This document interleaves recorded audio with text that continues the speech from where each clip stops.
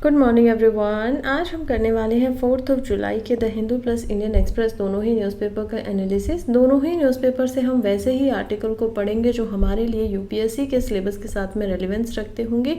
उसका हम current affair तो देखेंगे, साथ ही में उसके स्टैटिक के पोर्शन को भी यहाँ पर रिवाइज करते हुए चलेंगे ताकि कोई भी जो हमारा सवाल है वो प्रॉब्लम्स में ना छूटे। जो भी हमने देखा है वो हम अच्छे से करें। और जो मैंने टारगेट लिया है कि मिनिमम आप लोगों को 20 मार्क्स में प्रॉब्लम्स 2025 के अंदर केवल और केवल न्यूज़पेपर रीडिंग से दिलवाऊंगी, उसको भी मैं पूरा कर पाऊँ। फिलहाल इसी लक्ष्य की तरफ आगे बढ़ते हुए जल्दी से ये जो प्रीलिम्स के लिए मैं आप लोगों के लिए प्रैक्टिस क्वेश्चन लेकर आई हूँ उसका आंसर मुझे बता दीजिए। कल मैंने आप लोगों को पढ़ाया था भारतीय न्याय संहिता यानी कि BNS। अब जो ये BNS क्या है, IPC को इसने चेंज किया था, रिप्लेस किया है। बिल्कुल ठीक बात है, 1 जुलाई से जो है ये अब शुरुआत हो चुकी है, लागू हो चुकी है। अब इसमें से कौन सी स्टेटमेंट यहाँ पर करेक्ट है वो आप लोगों को बतानी है। पहली स्टेटमेंट कहती है कि BNS के अंदर में जो एज ऑफ क्रिमिनल रिस्पॉन्सिबिलिटी है उसको 12 साल यहाँ पर सेट कर दिया गया है।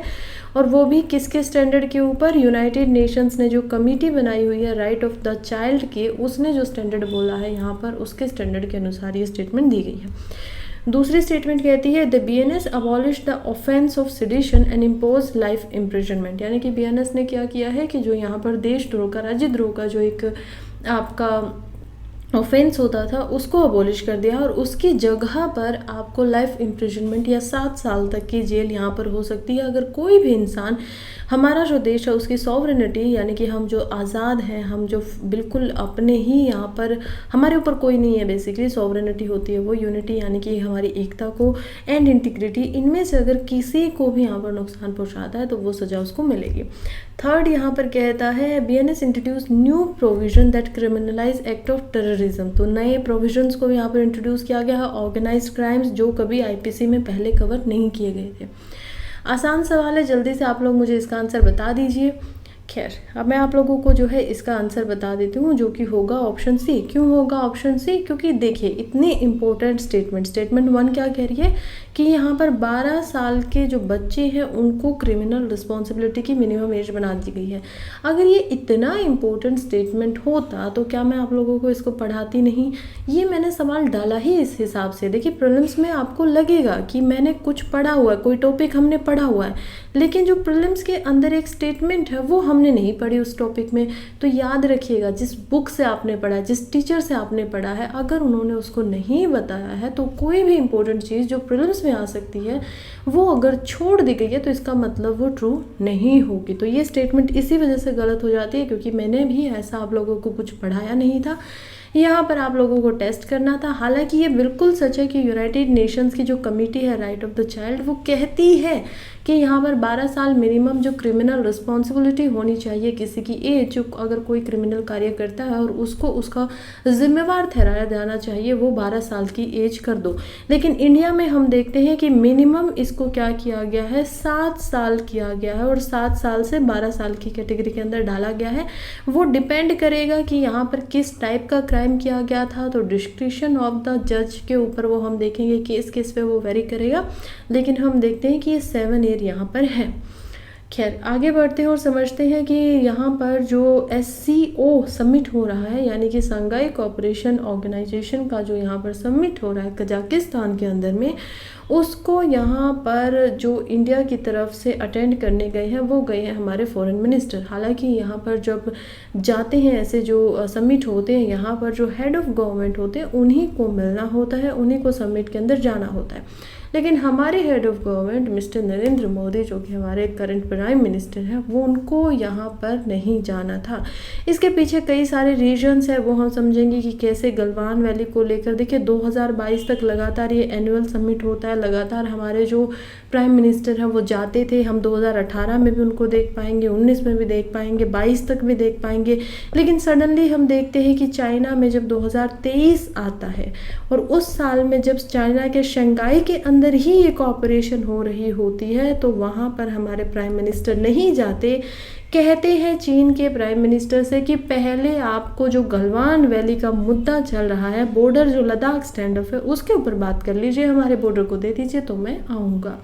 हालांकि अब क्योंकि ये शंघाई के अंदर है, यानी कि चाइना के अंदर ना होते हुए हो रहा है कजाकिस्तान के अंदर, सो हमारी तरफ से हमारे जो रिप्रेजेंटेटिव हैं उनको भेज दिया गया है। चलिए समझते हैं कि रीजनल एंड इंटरनेशनल ऑर्गेनाइजेशन के तहत में शंघाई कोऑपरेशन ऑर्गेनाइजेशन होता क्या है, हमारे लिए इंपॉर्टेंट क्यों हो जाता है जानना। क्योंकि देखिए एक तो जीएस पेपर 2 के अंदर इंटरनेशनल ऑर्गेनाइजेशन आपको पढ़नी पड़ती है, पॉलिटी आपको पता होनी चाहिए इसके रिगार्डिंग, और ये इंपॉर्टेंट हो जाता है इंटरनेशनल रिलेशंस के अंदर में भी स्टैटिक से सवाल आते हैं, इसीलिए हम थोड़ा सा करके इसको आराम से पढ़ेंगे।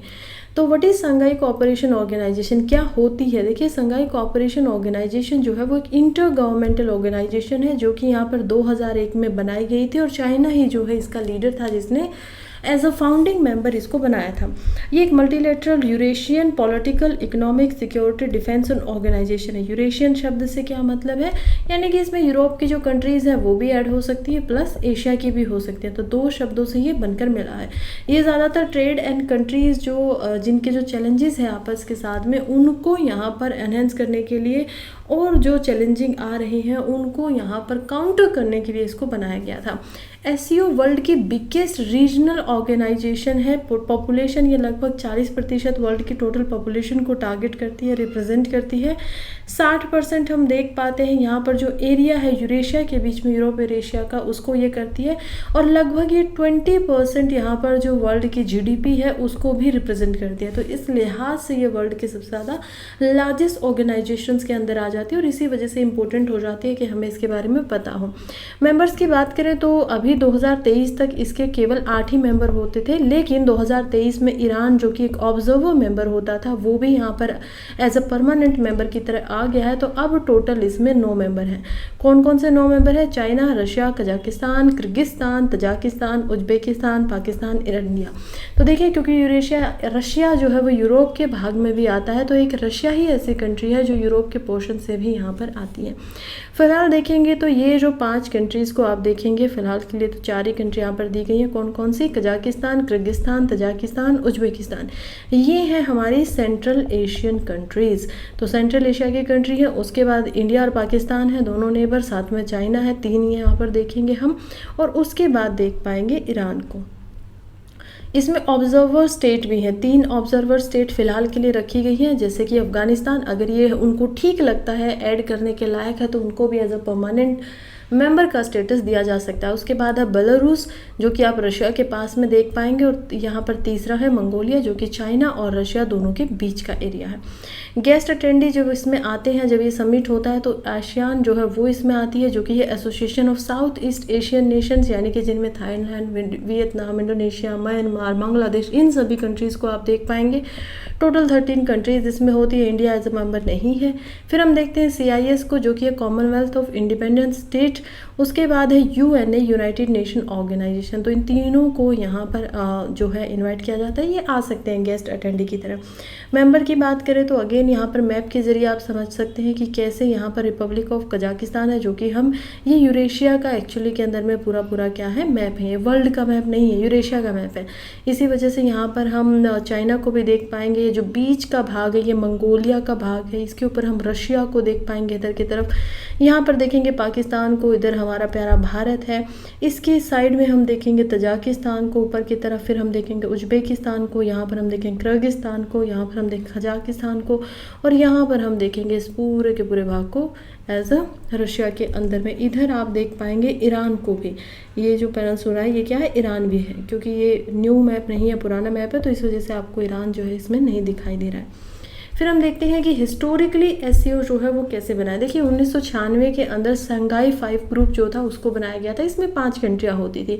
इसके अंदर पहले जो कंट्री थी वो थी चाइना, और उसके बाद था यहाँ पर Kazakhstan, Kyrgyzstan, Russia and Tajikistan. तो ये जो कंट्री थी इन्होंने डीपनिंग मिलिट्री ट्रस्ट नाम की जो इनकी ट्रीटी थी उस पर साइन किया था और शंघाई के अंदर किया था। इसी वजह से इसको शंघाई 5 ग्रुप के नाम से जाना जाता था। जैसे कि G7 ग्रुप होता है, ग्रुप ऑफ 7, G20 ग्रुप होता है, ऐसे ही 1996 के अंदर ये बनी थी और मिलिट्री ट्रस्ट को डीपन करने के लिए, उसको और गहरा करने के लिए इसको बनाया गया था।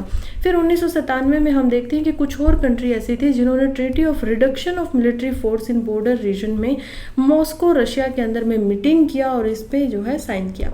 20 मई 1997 को हम देखते हैं रशियन प्रेसिडेंट जो बोरिस येल्सिन थे, उन्होंने चाइनीज़ प्रेसिडेंट जियांग जमीन को मल्टीपोलर वर्ल्ड की डिक्लेरेशन करते हुए साइन किया। मल्टीपोलर क्या है, देखिए आप यहाँ पर देख पाएंगे मैप को अच्छे से कि यहाँ पर जो अमेरिका है, खास करके नॉर्थ अमेरिका, वो एक सुप्रीम पावर की तरह दिखाई देता है और इसमें से भी कौन सुप्रीम पावर है, यूएसए। और वही बता रहा है कि मैं सबसे ज़्यादा पावरफुल हूँ, मेरे पास सबसे ज़्यादा जीडीपी है, मेरे पास सबसे ज़्यादा आप देख पाएंगे कि न्यूक्लियर वेपन है, मेरे पास ताकत सबसे ज़्यादा है, तो मैं यहाँ पर यूनिपोलर एक वर्ल्ड का भाग हूँगी, मैं यहाँ पर सबसे स्ट्रॉन्ग कंट्री हूँ। रशिया बोलते हैं जरा ठहरो, फिर यहाँ पर चाइना आता है, ये दोनों ही आपस में मिलकर इस ट्रीटी को यहाँ पर साइन करते हैं जो कि ये मल्टीपोलर वर्ल्ड, यानी कि हम भी तुमसे कम नहीं है, कुछ उस जोन में यहाँ पर चाइना और रशिया चले जाते हैं।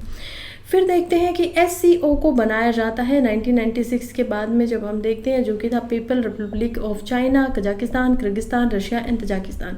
फिर 2001 के अंदर ये जो नेशंस है ये साथ में मिलते हैं, उज्बेकिस्तान के अंदर ये मिलते हैं और यहाँ पर एक नई ऑर्गेनाइजेशन के बारे में घोषणा जो है वो कर दी जाती है जो कि थी SCO, Shanghai cooperation of organisation, right. फिर हम देखते हैं कि 2003 के अंदर यहाँ पर क्या हुआ था कि ये फाइनल होकर फोर्स में आ गई थी। इसके बाद इंडिया जो है वो भी यहाँ पर एक मेंबर बनता है। कब बनता है, 2017 के अंदर में। हेड ऑफ स्टेट काउंसिल जो थे SCO के, वो इंडिया और पाकिस्तान दोनों को ही यहाँ पर एज अ परमानेंट स्टेटस जो था फुल मेंबर का वो यहाँ पर प्रोवाइड करवाते हैं। ईरान को एडमिटेड कर लिया गया है 2023 के अंदर में, और ये भी कब किया गया था, जब समरकंद के अंदर इंडिया इसको होस्ट कर रहा था और इंडिया ने क्या किया था, यहाँ पर ईरान को एज अ परमानेंट मेंबर की तरह जो हम बात कर रहे हैं कि उनको वो दिला दी थी। ईरान के और इंडिया के हमने कल ही यहाँ पर जो रिलेशनशिप है उनके बारे में अच्छे से समझा था, इंटरनेशनल रिलेशनशिप दोनों कंट्रीज़ के कैसे हैं। तो अच्छा है ना कि न्यूज़पेपर में कुछ ना कुछ ऐसे इंटरलॉक होकर आता रहता है। तो अब आप लोगों ने जिसने भी कल की न्यूज़पेपर की वीडियो देखी थी वो समझ पाएगा कि इंडिया ने ऐसा क्यों किया होगा। ईरान के साथ में हमारे संबंध अच्छे खासे हैं, अच्छे दोस्ती वाला देश हम उसको बोल सकते हैं। एम्स क्या रहे हैं SCO के, तो हम देखते हैं हमारे जो Indian prime minister Narendra Modi हैं उन्होंने यहाँ पर फाउंडेशनल डायमेंशन बताते हुए सिक्योर बताया था। सिक्योर की यहाँ पर जो एम है यानी उद्देश्य है, सिक्योरिटी ऑफ आवर सिटीजन, ई से बनता है इकोनॉमिक डेवलपमेंट करना है हमें, सी से कनेक्टिंग द रीजन यानी कि यहाँ से कनेक्ट हो जाओ, पूरा का पूरा रीजन एक दूसरे के साथ में कनेक्ट होना चाहिए। यू से यूनाइट अवर पीपल, आर से हम देखते हैं respect for sovereignty and integrity, and E से है एनवायरमेंटल प्रोटेक्शन। मेन गोल जो है वो यही है कि हमारे जो पड़ोसियों के साथ में रिश्ते हैं, हमारी जो म्यूचुअल कॉन्फिडेंस है वो बढ़ा रह सके। इसके अलावा जो इफ़ेक्टिव कोऑपरेशन है politics, trade, economy, science and technology, culture, education, tourism, इन सब के अंदर इसको हम इन्हेंस कर सके, प्रमोट कर सकें, जॉइंट एफर्ट बना सके ताकि पीस एंड सिक्योरिटी रहे, एस्टेब्लिशमेंट हो नई रैशनल पॉलिटी की और इकोनॉमिक इंटरनेशनल ऑर्डर की। और तीन जो इविल है, टेररिज्म, एक्सट्रीमिज्म एंड सेपरेटिज्म, इन तीनों को क्या किया जा सके, यहाँ पर काउंटर किया जा सके और शांति जो है इस पूरे के पूरे एरिया में और जितनी भी कंट्रीज यहाँ पर है उनके अंदर बनी रहे, पीस बना रहे। एक शंघाई स्पिरिट नाम है जो कि इससे रिलेटेड में है, तो वो क्या है, हो सकता है कि इस पर प्रीलिम्स में सवाल भी पूछा जाए या मेंस के लिए भी ऐसे सवाल जो है वो आपसे IR में पूछे जा सकते हैं। शंघाई स्पिरिट जो है वो एक स्पिरिचुअल होम है शंघाई कोऑपरेशन ऑर्गेनाइजेशन का, ये एक यूनिक सोर्स है डेवलपमेंट ऑफ SCO का। HSC अब ये क्या होती है, हेड स्टेट काउंसिल जो है यहाँ पर SCO के अंदर, वो साल में एक बार मिलती है और उनके जो गाइडलाइन है, डिसीजन है, जो भी मैटर है SCO से रिलेटेड उनके ऊपर वो क्या करती है, उसके लिए गाइडलाइन निकालती है। इसके अलावा जो शंघाई स्पिरिट का कोर है वो यही है कि हम सब में म्यूचुअल ट्रस्ट होना चाहिए, म्यूचुअल बेनिफिट हो, एक दूसरे को सबको फ़ायदा मिले, इक्वलिटी हो, बराबरी हो, यहाँ पर कंसल्टेशन किया जा सके और जो डाइवर्सिटी है सिविलाइजेशन के अंदर में उसकी रिस्पेक्ट की जा सके। इसके अलावा जो स्ट्रक्चर है और कैसे जो SCO है वो काम करता है, तो हम देखते हैं कि सुप्रीम डिसीजन मेकिंग बॉडी जो है SCO के अंदर वो है हेड ऑफ स्टेट काउंसिल। मैंने बताया कि वो साल में एक बार मिलती हैं, ये गाइडलाइन वगैरह, डिसीजन वगैरह सब जो इंपॉर्टेंट मैटर है वो बताती हैं। इसके अलावा जो ऑफिशियल लैंग्वेज है यहाँ पर SCO की वो है चाइनीज़ एंड रशियन, दोनों ही बड़ी कंट्रीज़ है, दोनों ने ही अपनी लैंग्वेज को यहाँ पर ऑफिशियल रखा हुआ है। SCO का हेडक्वार्टर जो है वो है बीजिंग के अंदर, चाइना में। हालांकि ये नाम देखिए एक बार, शंघाई कोऑपरेशन ऑफ ऑर्गेनाइजेशन है, राइट, तो लगता है कि चाइना के है, शंघाई के अंदर ये हो सकता है, लेकिन ये गलत है। इसका जो हेडक्वार्टर है वो कहाँ है, बीजिंग के अंदर है। सेक्रेटरी जनरल की अगर यहाँ पर बात करें तो वो है Zhang Ming. Director of executive committee यहाँ पर स्कोरेट्स भी एक बना के रखती है, जो कि हम पढ़ेंगे अभी स्कोरेट्स क्या है एक्चुअली के अंदर। तो उसको यानी कि SCO रेट्स से आप देखेंगे कि ये है रीजनल एंटी टेररिस्ट स्ट्रक्चर, यानी कि जो टेररिस्ट घटनाएं होती हैं उनके हमें बिल्कुल खिलाफ रहना है। ये एक परमानेंट बॉडी है SCO रेट्स की, जो कि यहाँ पर उज्बेकिस्तान के अंदर है, ताशकंद के अंदर। ये ऑपरेट करती है SCO चार्टर के द्वारा, Shanghai convention on combating terrorism, separatism, extremism. तो ये सारे के सारे जो हैं उनसे हमें क्या करना, लड़ना है मिलकर। अग्रीमेंट जो होते हैं SCO मेंबर के वो यहाँ पर रेट्स के ऊपर वेल डॉक्यूमेंटेड होते हैं, और डिसीजन जो होते हैं वो SCO का जो फ्रेमवर्क है उसी के अनुसार लिए जाते हैं। इसकी एक और काउंसिल है जो कि जानी जाती है बिजनेस काउंसिल के नाम से, और इसका सीधा सीधा मतलब है बिजनेस से रिलेटेड कि हमें एक दूसरे के साथ में व्यापार जो है वो ज़्यादा अच्छे से बढ़ाना है, बिजनेस को बढ़ाना है, सभी के सभी मेंबर कंट्रीज़ को साथ में मिलकर काम करना है। इसके अंदर एक SCO इंटर बैंक कॉन्स्टोरिज्म भी है। अब ये क्या होता है इंटर बैंक कॉन्स्टोरिज्म, यानी कि यहाँ पर IBC के नाम से आप देखेंगे कि सभी जो कंट्रीज़ हैं उनके बैंक जो है वो एक दूसरे के साथ में क्या कर सकते हैं, कंटेक्ट भी कर सकते हैं, एक दूसरे को यहाँ पर जो म्यूचुअली फ़ायदा पहुंचना चाहिए वो भी पहुंचा सकते हैं। तो हम देखते हैं कौन कौन से इसमें देश है। इसमें डेवलपमेंट बैंक ऑफ कजाकिस्तान यहाँ पर है, स्टेट डेवलपमेंट ऑफ चाइना है, the settlement and sharing company of Kyrgyz Republic यानी कि RSK बैंक यहाँ पर हम देखेंगे, the bank for development and foreign affair of Russian federation यहाँ पर है। इसके अलावा स्टेट सेविंग बैंक है तजाकिस्तान का, अमोनत बैंक, और इसके अलावा 6th हम देखेंगे जो कि है national bank for foreign economic activity of Republic of Uzbekistan. तो इंडिया की तरफ से यहाँ पर कोई भी ऐसा बैंक नहीं है जो इनके साथ में बिल्कुल इंटरकनेक्टेड है।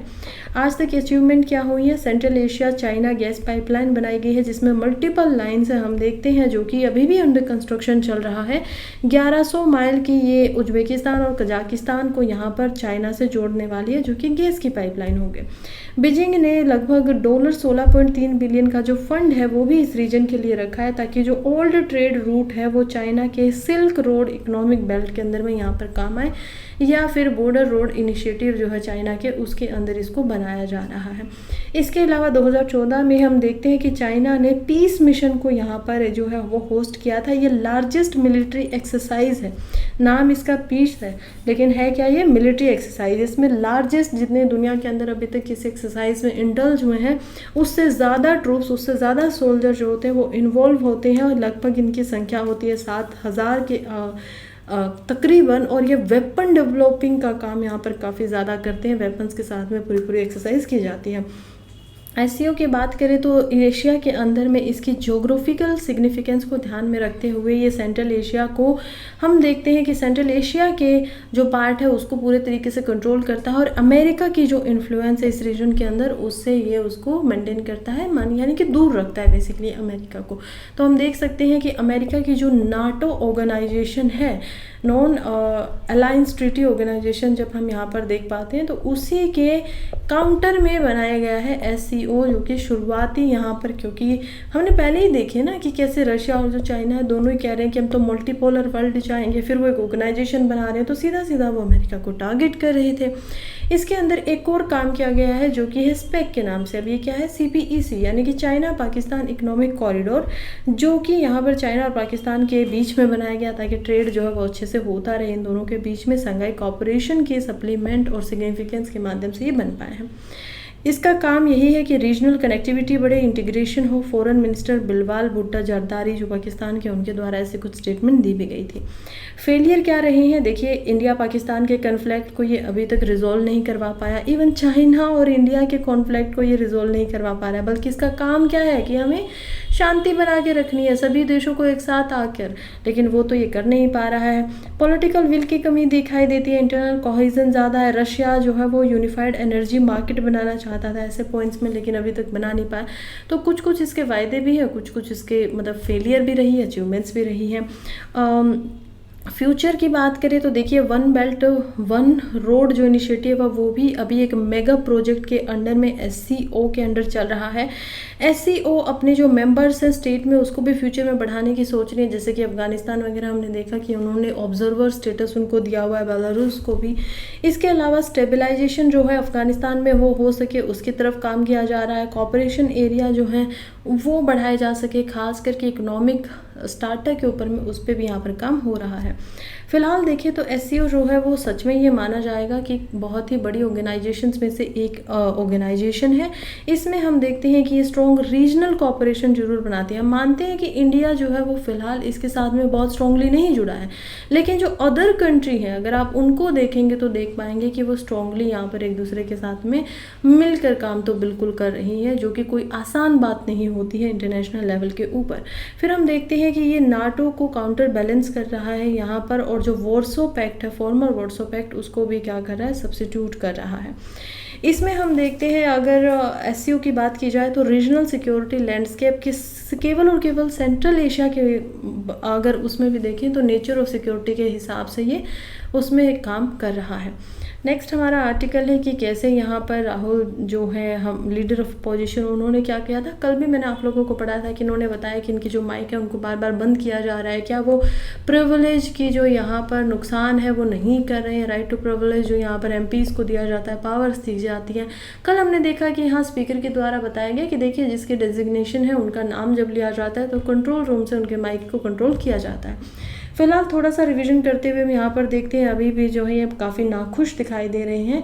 लोकसभा के अंदर लीडर ऑफ अपोजिशन ये है और 18वीं लोकसभा हमारी बनी है, जो कि 10 साल से वैकेंसी थी इस पूरे के पूरे एरिया के अंदर में 2014 से लेकर 2024 तक। अगर किसी को लीडर ऑफ अपोजिशन बनना है तो उनको मिनिमम क्या चाहिए, क्योंकि उनको मिनिमम यहाँ पर 10% जितनी हमारी टोटल सीट है लोकसभा की वो लानी होंगी। मिनिमम इनको 55 जो सीट्स थी MP की वो लानी थी। इसी वजह से कोई भी यहाँ पर लार्जेस्ट पार्टी जो है वो नहीं बना पा रही थी, इतनी सीटें नहीं ला पा रही थी पिछली 2 लोकसभाओं के अंदर में। इसी वजह से जो सीट थी वो वैकेंट थी। इनकी ड्यूटीज़ क्या होती है, एक तो ये वॉइस है अपोजिशन के, इसीलिए जो ये है ये बोलते हुए दिखाई दे रहे हैं यहाँ पर कि माइक वगैरह को बंद किया जा रहा है। ये शेडो PM के नाम से भी जाने जाते हैं। बहुत सारी ऐसी कमिटीज़ होती हैं जिनके अंदर हम देखते हैं यहाँ पर ये हेड करते हैं, PM उनको हेड करते हैं और उनके साथ में एज ए मेंबर ये रहते हैं। ऐसे में हम देखते हैं डायरेक्टर ऑफ द CBI जब उनको अपॉइंटमेंट की बारी आती है तो उस कमेटी में लीडर ऑफ अपोजिशन भी होते हैं। CVC यहाँ पर सेंट्रल विजिलेंस का जो चीफ होते हैं वो भी यहाँ पर जब उनके अपॉइंटमेंट की बात होती है, या फिर चीफ ऑफ इंफॉर्मेशन कमीशन जब होते हैं वहाँ पर भी एज ए मेंबर की तरह काम करते हैं। नेशनल ह्यूमन राइट्स के मेंबर्स को और जब चेयरपर्सन को यहाँ पर अपॉइंट किया जाता है वहाँ पर भी लीडर ऑफ अपोजिशन को हम देख पाएंगे। नेक्स्ट और बहुत इंपॉर्टेंट आर्टिकल है। देखिए इंपॉर्टेंट क्यों हो जाता है जरा समझिए। 2024 के अंदर भी यहाँ पर प्रीलिम्स के अंदर इससे सवाल आया हुआ था और बहुत ही कंफ्यूजिंग सवाल डाला गया था। 4 यहाँ पर क्या कर दिए गए, पॉइंट्स दे दिए गए आप लोगों को कि इनमें से कौन कौन से ऐसे एयरक्राफ्ट है जो इंडिया में 5th जनरेशन एयरक्राफ्ट है। उसका आंसर होना चाहिए था नन। अब आप लोग अगर एक बार ऐसे आर्टिकल्स को छोड़ दोगे या एक बार भी अच्छे से पढ़ लोगे तो ऐसे सवाल आप गलत नहीं करोगे, क्योंकि UPSC क्या कर रहा है, आपको फंसा रहा है। सवाल में आपसे पूछ लिया कि इनमें से कौन सा है, लेकिन उनमें से कोई भी नहीं है, क्योंकि इंडिया में आज तक एक भी 5th जनरेशन का जो एयरक्राफ्ट है वो आया ही नहीं है। जब इंडिया में आया ही नहीं है तो उन ऑप्शंस में से कैसे होगा। तो ये होते हैं यहाँ पर ऐसे आर्टिकल्स की इम्पोर्टेंस। अब हमें समझ में आ रहा है कि इंडिया जो है वो अपना एक पहली बार जो 5th जनरेशन का हम एयरक्राफ्ट लाना चाहते हैं, फाइटर हमारे जो एयरक्राफ्ट वो लाना चाहते हैं, वो होगा एडवांस मीडियम कॉम्बैक्ट एयरक्राफ्ट। और ये 2002 2029 तक और 2028 तक इसका जो प्रोटोटाइप है वो तैयार हो जाएगा और 2032 तक हम देखेंगे कि शायद इंडिया में इनका पूरा का पूरा इंट्रोडक्शन हो जाए। अब इनको जब हम बना रहे थे एडवांस मीडियम कॉम्बैक्ट एयरक्राफ्ट को, इससे पहले मैंने आप लोगों को लाइट कॉम्बैक्ट एयरक्राफ्ट समझाया था जिसमें तेजस भी था। परसों ही मैंने आप लोगों को उस बहुत डिटेल्ड वीडियो बताई थी, तो आप लोग रिलेट कर पाएंगे अब यहाँ पर। तो ये क्या है, एम, आपसे हम इसको एम का नाम से बोलेंगे शॉर्ट करके। ये क्या है, ये भी फाइटर ही है यहाँ पर। तो चलिए एक बार पहले तो थोड़ी सी हिस्ट्री देख लेते हैं, क्योंकि आर्टिकल में कुछ भी बताया नहीं है, लेकिन मुझे आप लोगों को जो है वो बताना पड़ेगा कि हम एक्चुअली में पढ़ क्या रहे हैं। पढ़ने से अगर मैं आपको बताऊं कि अगर आपको हैंड रिटन नोट्स भी चाहिए तो उसके लिए आप मेरे टेलीग्राम चैनल को यहाँ पर ज्वाइन कर सकते हैं। उसमें आपको जो ये आप आर्टिकल देख रहे हैं इनसे रिलेटेड जो न्यूज़पेपर के अंदर नहीं भी आती हैं बातें, वो भी आपको उन नोट्स के अंदर में मिल जाएगी। तो आप लोगों को कोई भी नोट्स जो है न्यूज़पेपर से रिलेटेड या करंट अफेयर से रिलेटेड खुद बनाने की ज़रूरत नहीं होगी। खैर, इंडिया के अगर फाइटर जेट्स की बात करें तो इंडिया में सबसे पहले जो फर्स्ट जनरेशन के यहाँ पर जेट्स आए थे वो आए थे 1940 से लेकर 1950 के समय के बीच में। अब ये जो होते थे ये बहुत ज़्यादा एडवांस नहीं थे, इनमें जो रडार है ईजिली इनको कैच कर पाता था, इनके पास खुद का कोई रडार सिस्टम नहीं होता था, इनके अंदर बस एक छोटा सा इलेक्ट्रॉनिक डिवाइस होता था जो कि यहाँ पर रडार्स की कैच में आ जाता था। ये प्रॉब्लम थी। इसके अलावा ये जो जेट्स होते थे, ये हम वर्ल्ड की भी बात करें, सिर्फ इंडिया की बात यहाँ पर नहीं कर रहे हैं, पर्टिकुलरली इंडिया में देखें तो इनके अंदर कोई भी मिसाइल सिस्टम नहीं होता था। अब ये कैसे थे कि इनके अंदर बॉम्ब होंगी और मशीन गन्स होंगी, ठीक है, और इनको यहाँ पर जो पायलट है वो बैठ कर ही चला पाएगा। ऐसे नहीं थे कि इनको रिमोटली यहाँ पर हैंडल किया जा सके। फिर हम आगे बढ़े और आई सेकेंड जनरेशन के ऊपर। अब सेकेंड जनरेशन आती है 1950 से लेकर 1960 के दशक में। अब यहाँ पर कुछ बदलाव होते हैं। पहले जो एयरक्राफ्ट थे वो सब सोनिक थे, स्पीड की लाइट से जो सब सोनिक कैटेगरी है उसमें आते थे कि कितनी तेज़ी से वो उड़ पाएंगे। अब जो एयरक्राफ्ट आए वो यहाँ पर बन गए सुपर सोनिक, ज़्यादा फास्ट हो गए उड़ने में, उनकी जो स्पीड थी वो ज़्यादा फास्ट हो गई। इसके अलावा हम देखते हैं यहाँ पर कि उनके अंदर जो वेपन थे वो भी यहाँ पर गाइडेड मिसाइल को क्या कर दिया गया, उसके अंदर लॉन्च कर दिया गया। आप देख पाएंगे इसका एग्जांपल MiG-21 के नाम से। ये सबसे बेस्ट जो सेकंड जनरेशन के यहाँ पर शिप हमारे पास एयरक्राफ्ट आए थे, हमने फ्रांस से इसको ख़रीदा था, ये हमारे पास उस समय पे था। फिर हमारे लिए थर्ड जनरेशन आती है 1960 से लेकर 1970 के दशक के अंदर में। ये क्या थे कि ये ऐसे एयरक्राफ्ट आते हैं जो ओबियसली स्पीड तो इनकी ज़्यादा थी ही, लेकिन स्पीड के साथ साथ में अब जहाँ तक पायलट नहीं भी देख पाता था उससे ज़्यादा दूर तक भी ये क्या कर सकते थे, हमला जो थे वो कर सकते थे। ये एडवांस हम इसके अंदर देखेंगे कि काफ़ी सारे जो काम थे वो किए गए थे, इनकी बॉडी को ज़्यादा मजबूत बनाया जा रहा था। इसके अगर मैं एग्जांपल देखूँ तो आप लोग देख पाएंगे MiG-23 एंड मिराज 3। तो ये यहाँ पर हमारे जो एयरक्राफ्ट है उसमें से ये एग्जांपल इसके बेस्ट है। फिर फोर्थ जनरेशन आती है जो कि लगभग 1970 में आती है और वो अब तक चल ही रही है। अब तेजस भी देखेंगे जो कि इंडिया में ही सबसे पहला इंडिजिनियसली हमने खुद बनाया हुआ एयरक्राफ्ट है, वो भी यहाँ पर फोर्थ जनरेशन का ही एयरक्राफ्ट है। इसके अंदर फ्लाई बाय वायर सिस्टम आ जाता है, यानी कि आप क्या कर सकते हो, पायलट अगर इनमें नहीं भी है तो भी ये अपने आप जो है रिमोटली यहाँ पर उड़ पाएंगे। सिस्टम इसमें हो जाता है मैनुअल, जो फाइटर कंट्रोल होती थी इलेक्ट्रॉनिक डिवाइसेस से वो होनी शुरू हो जाती है। सबसे बढ़िया जो इसका एग्जांपल है शुरुआती हम देखेंगे अमेरिकन F-15 और F-16 जो है वो इसके एग्जांपल थे। फिर फ्रेंच मिराज 2000 जो था वो भी इसका एक अच्छा एग्जांपल था, और इंडिया में तेजस जो हमने बनाया वो भी इसका अच्छा एग्जांपल होने वाला है।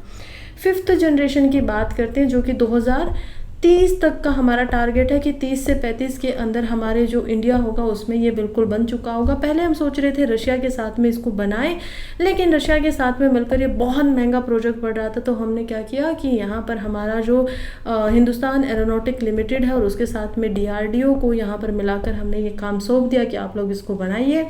हम देखते हैं कि इसका प्रोटोटाइप अब बन चुका है। सबसे पहले जो फिफ्थ जनरेशन का फाइटर जेट बना था वो बनाया था 2005 में अमेरिका के द्वारा। अभी तक वही है जो इसका इस्तेमाल कर रहे हैं। कुछ दिनों के बाद में हम भी बहुत जल्दी जो हमारा यहाँ पर बात कर रहे हैं AMC-A के बारे में, उसको प्रोड्यूस यहाँ पर कर लेंगे।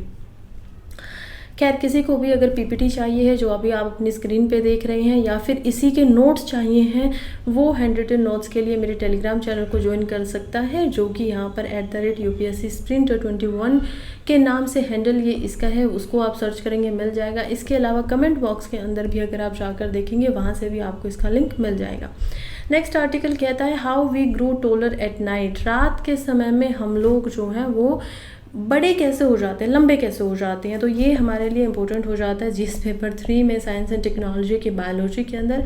तो खैर ये आर्टिकल यही बताता है कि कैसे जब रात में हम लोग सोते हैं तो उस समय पे हमारी जो मसल्स है और हमारी जो हड्डी होती है वो स्ट्रेच करके, जो खास करके बच्चे होते हैं उसमें भी उनकी हाइट बढ़ती है, और बड़े होने तक भी जो हमारी हड्डियाँ होती हैं वो क्या करती हैं, थोड़ी सी बड़ी यहाँ पर हो जाती हैं, खिंच जाती हैं। तो इसी वजह से सुबह सुबह जब आप उठेंगे तो आपकी जो हाइट शाम के टाइम पे आपको मिलेगी उसमें 1-2 इंच का यहाँ पर डिफरेंस देखने को ज़रूर मिलेगा।